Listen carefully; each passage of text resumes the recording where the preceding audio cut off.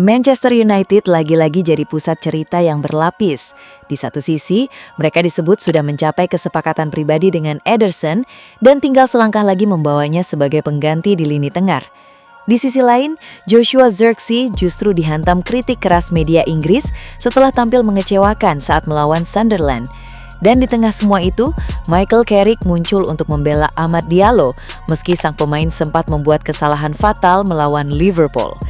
Tiga cerita ini kelihatannya berbeda, tapi benang merahnya sama. United sedang membangun ulang identitas timnya.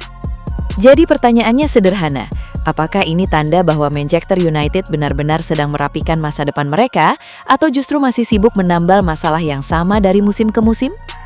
Kita mulai dari kabar paling besar. Manchester United disebut sudah mencapai kesepakatan pribadi dengan Ederson, gelandang Atalanta yang memang sudah lama masuk radar mereka.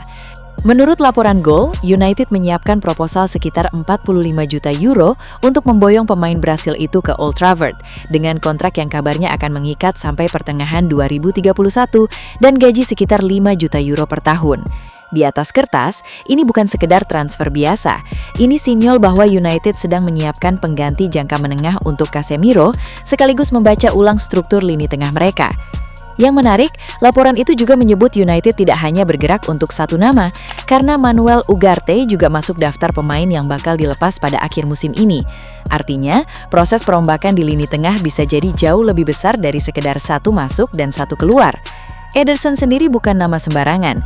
Ia sudah 3 kali tampil untuk timnas Brasil, bermain 178 kali untuk Atalanta, dan mencatat 15 gol plus 5 assist. Dengan statistik seperti itu, United tampaknya tidak hanya mencari gelandang bertahan, tapi juga pemain yang bisa memberi tenaga, progresi bola, dan kontribusi di sepertiga akhir lapangan. Di saat kabar transfer mulai memberi harapan, problem lain justru muncul dari performa pemain depan. Joshua Zirkzee kembali jadi sasaran kritik setelah Manchester United bermain imbang 0-0 melawan Sunderland. Dalam laga itu, ia mendapat kesempatan starter yang jarang, terutama karena absennya Benjamin Sesko, tetapi gagal memberi dampak berarti. Ia bahkan ditarik keluar pada menit ke-65, sementara United sendiri terlihat tumpul dan baru mencatatkan tembakan pertama tepat sasaran di injury time. Yang membuat situasinya makin berat, media Inggris memberikan penilaian yang sangat keras. The Telegraph menyimpulkan Zirkzee seolah makin jauh dari masa depannya di United.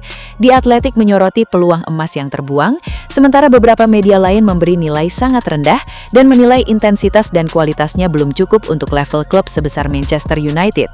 Bahkan, ada laporan yang menyebut klub bisa mempertimbangkan tawaran untuknya pada musim panas mendatang guna membuka ruang anggaran transfer. Ini jelas bukan sekedar satu pertandingan buruk, ini mulai terdengar seperti masalah kepercayaan jangka panjang.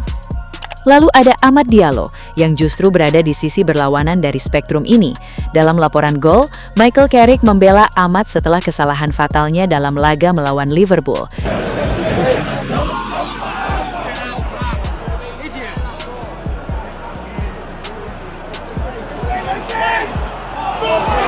Carrick menegaskan bahwa kesalahan adalah bagian dari sepak bola dan tidak boleh langsung dipakai untuk menghapus nilai seorang pemain.